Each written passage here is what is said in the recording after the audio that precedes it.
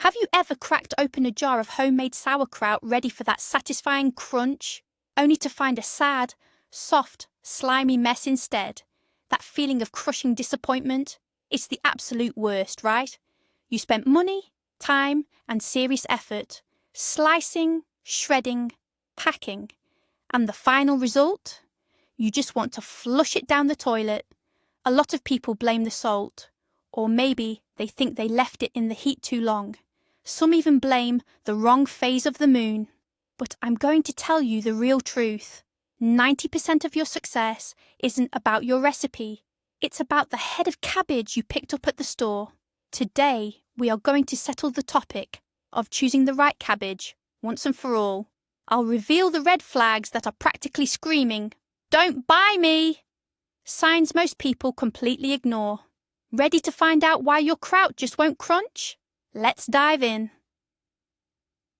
Before we head to the grocery store, let's understand one critical thing. Cabbage isn't just a vegetable, it's a chemical laboratory. The fermentation process is entirely dependent on lactic acid bacteria. They need food, and that food is the natural sugar found in the cabbage juice. If there isn't enough sugar, fermentation won't happen. The cabbage will either rot or just get mouldy. If the leaf structure is too delicate, it will turn to mush the minute the sole hits it. If it's too tough, it'll end up hard as a shoe sole. Our grandmothers knew this instinctively. They grew specific heritage varieties, usually the famous Slava strain, and only used those for fermenting. Today, our supermarkets are full of dozens of hybrids. They look beautiful, perfectly uniform, and sit on the shelves for months without spoiling. But for making kraut, they are often about as useful as a plastic imitation. So let's figure out how to find that one living head among the plastic perfect hybrids. The first and most crucial mistake is buying early varieties. Never, and I mean never, use early cabbage for fermenting or pickling. How do you spot it? It looks incredibly appealing in spring and early summer.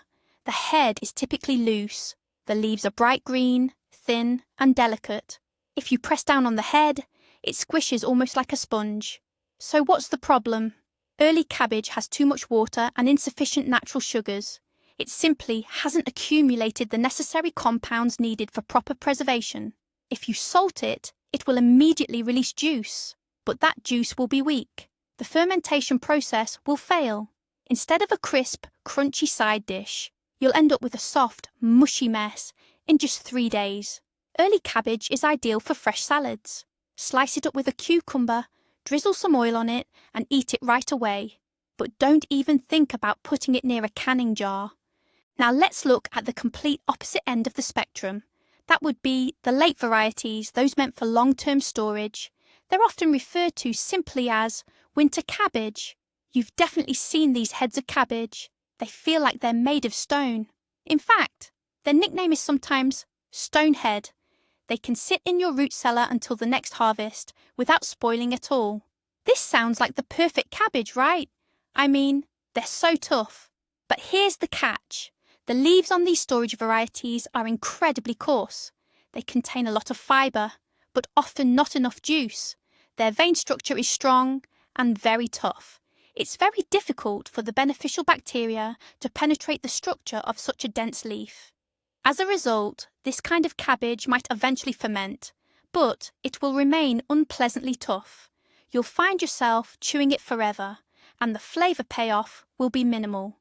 This variety is fine for making hearty mushy or stewing later in January, but it is totally unsuitable for making that delicate, flavourful sauerkraut in October. Let's cut to the chase. What exactly are we looking for? We need the sweet spot, the golden mean. That means focusing on those perfect mid to late season varieties. They are the absolute ideal. But how do you pick them out from a mountain of vegetables? The very first thing we look at is colour. Commit this rule to memory. The whiter it is, the better. The perfect pickling cabbage should be almost white on the outside, showing only a very slight greenish tint on the outermost wrapper leaves. If you slice that head open, the interior should be a creamy white or deep ivory colour. That white colour signals high sugar content and the right structural maturity. Green leaves deeper inside the head often contain bitterness. That bitterness will migrate into your brine, completely ruining the flavour profile of the finished product. So, hunt for the market blondes.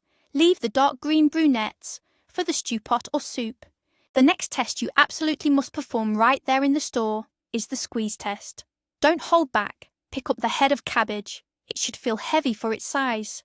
If the head looks big but feels suspiciously light, put it right back. That means there's too much air inside and the leaves are loosely packed. And now for the most important part. Squeeze it firmly with both hands. Apply real pressure. What should you hear? That's right, a crunch, a distinct, satisfying crackle. It should sound like snow crunching under your boots on a frosty morning. If the cabbage remains totally silent or bounces back like a rubber ball, walk away. That is not the one you want. Lack of that satisfying crunch indicates the cabbage is wilted or too loose. We are looking for a dense, firm, and crispy structure. Let's talk about the shape. There's an old bit of folklore that says flat cabbage tastes better than round cabbage. And you know what? There's definitely some truth to that. Those flatter, squatter heads often belong to the older, time-tested heirloom varieties. They usually have thinner leaves and a much smaller core. The heads that are perfectly round, like a billiard ball, or elongated and oval, like an egg, are usually modern hybrids bred specifically for long storage. They are tougher and often lack flavour. Now, shape is not a 100% guarantee, of course. You can find some excellent round varieties out there. But if you see two solid heads side by side and one of them is flat, always grab the flat one. Statistically, your chances of getting a truly juicy and flavourful head are much higher. It's a simple visual filter that works about 7 times out of 10. Now let's take a closer look at the stem, or the core of the cabbage. Most people just chop it off and toss it without a second thought. That's a mistake. The core is actually the cabbage's true quality indicator. Look closely at the cut surface. It should be white and damp. If that cut is dry, yellowish, or covered in dark spots, the cabbage has been sitting for too long. It's lost its moisture and won't have much juice left. And remember, without that essential juice, you won't get good sauerkraut. Another important detail to note is the length of the internal core. You won't see this in the store until you cut the cabbage open, but pay attention once you get home. If the internal core is very long and extends deep into the head, that's a bad sign. First, it means a lot of unnecessary waste. Second, it's often a characteristic of varieties prone to accumulating nitrates. The ideal core is short and stays right at the base. Speaking of nitrates, that's a common concern for many shoppers. How do you spot chemically grown or over-fertilised cabbage without a lab? Look closely at the base of the leaves, right where they attach to the core or the stalk. In high-quality cabbage, the leaves are relatively thin near the core. Over-fertilised cabbage, on the other hand, will have veins at the base that are unnaturally thick and powerful, almost looking like a stiff, rigid framework. This is a clear sign that the plant was aggressively pushed to grow using massive doses of fertilisers. Also, pay attention to any black spots on the leaves. Tiny black specks, like ground pepper, can be a sign of a fungal infection, which often occurs when the plant has been excessively fed with nitrogen. This type of cabbage won't store well and might develop an unpleasant odour if you try to ferment it. Another crucial test is the taste test. Yes, taste it right in the middle of prepping. Or better yet, try a piece of the leaf before you even buy it at the market. The leaf must be sweet, not just bland, not bitter. It needs to be genuinely sweet. This natural sweetness guarantees that the bacteria will kick into high gear. If the leaf tastes bitter, the brining process won't save it. The bitterness might even get worse. Sometimes soaking the cabbage in salt water gets rid of the bitterness. But who needs all that hassle? If the cabbage is bland, like plain grass, the fermentation process will be sluggish. You'll end up having to add sugar, and that fundamentally changes the classic taste and texture. Sweet leaves are the guarantee of crispness. Let's focus on leaf thickness, which is a critical parameter.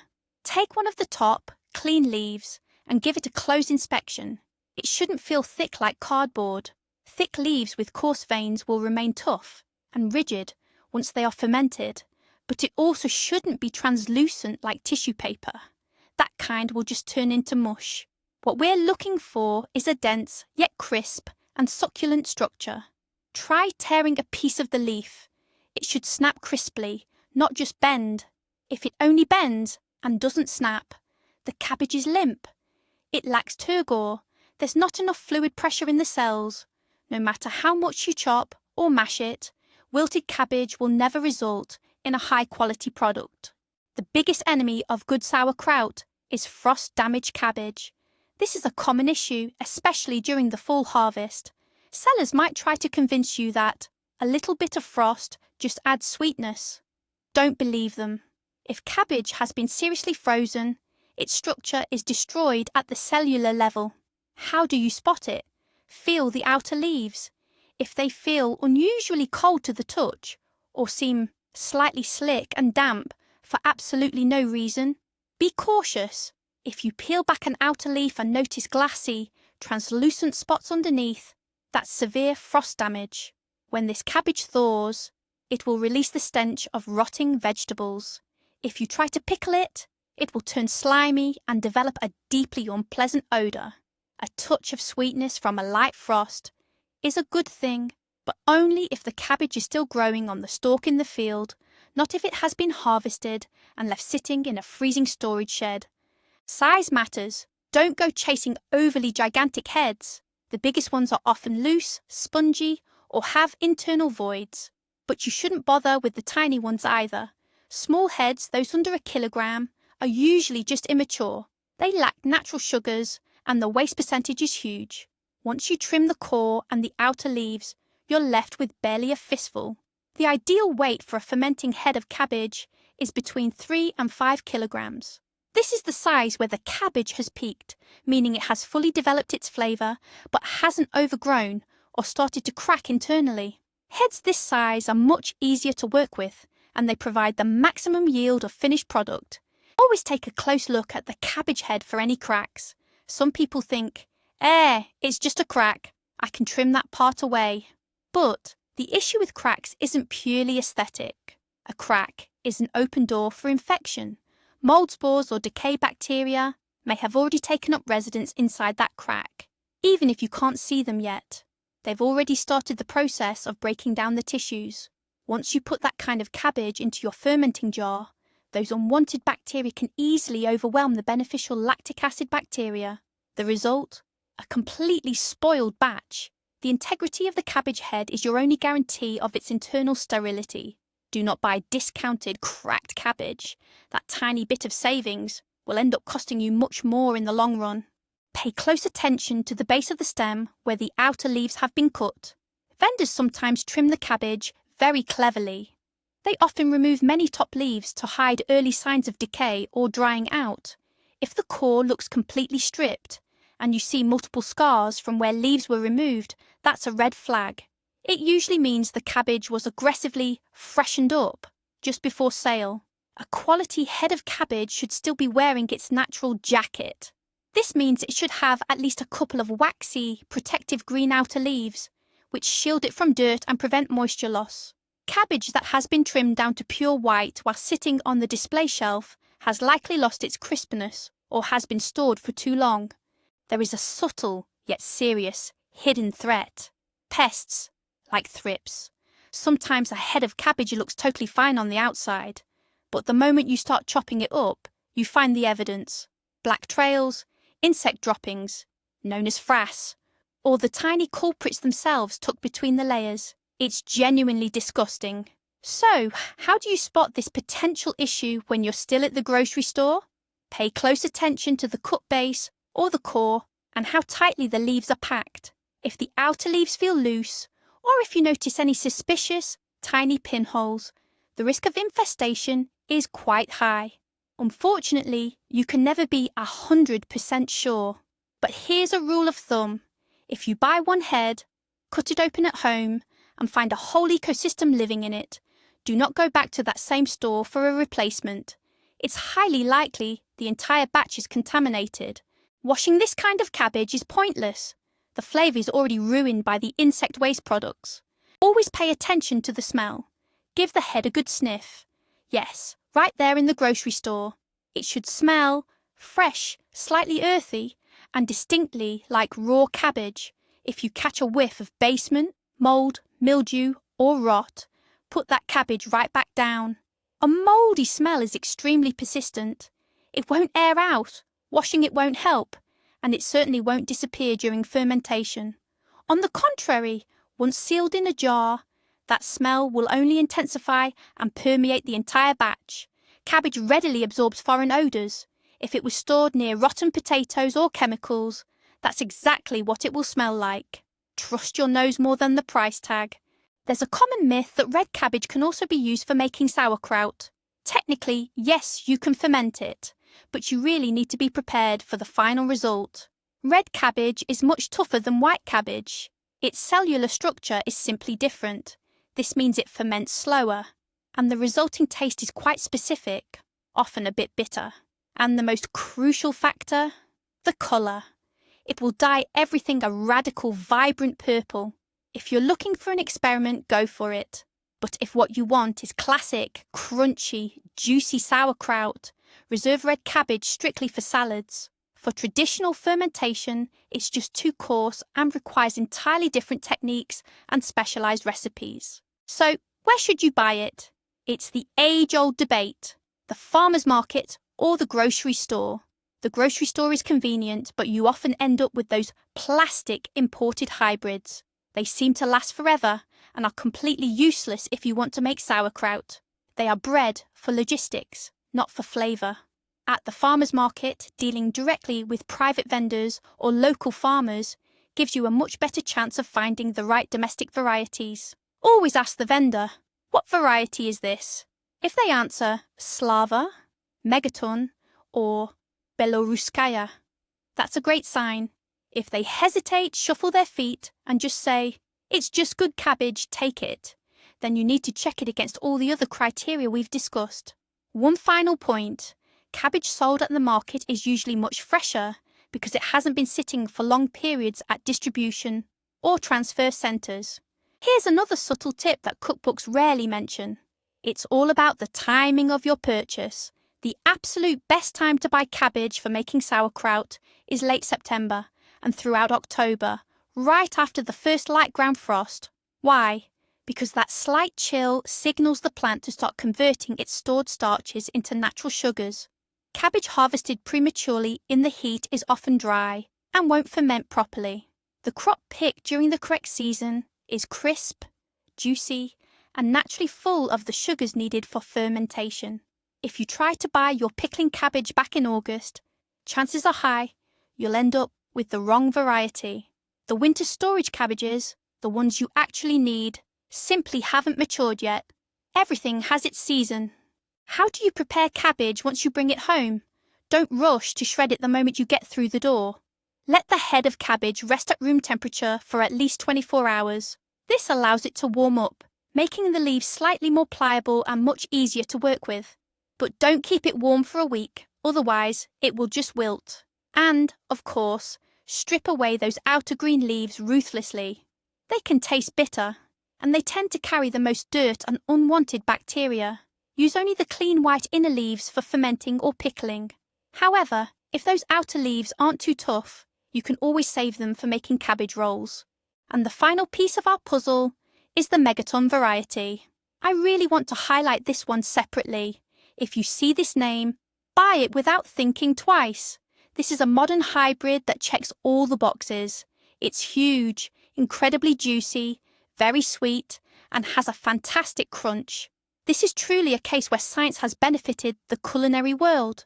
It ferments, or makes sauerkraut, even faster than the classic Slava variety. Just be careful when shredding the leaves. They are quite crisp and juicy, so you need to slice them gently. This is probably the best choice for a beginner. It's difficult to mess up fermentation with this cabbage, as it will ferment actively and correctly almost entirely on its own. So, let's quickly recap. The perfect cabbage for making sauerkraut is a mid to late season variety. When cut, it should be white or creamy, slightly flattened, heavy and dense. It should crunch when you squeeze it, like snow underfoot, and the raw leaf should have a distinctly sweet flavour. Avoid green, loose, light heads, and conversely, steer clear of those that feel too hard, like cannonballs. Don't hesitate to smell it, squeeze it, and even try a piece before you purchase. Remember this, you aren't just choosing a vegetable, you're selecting the foundation of your winter diet.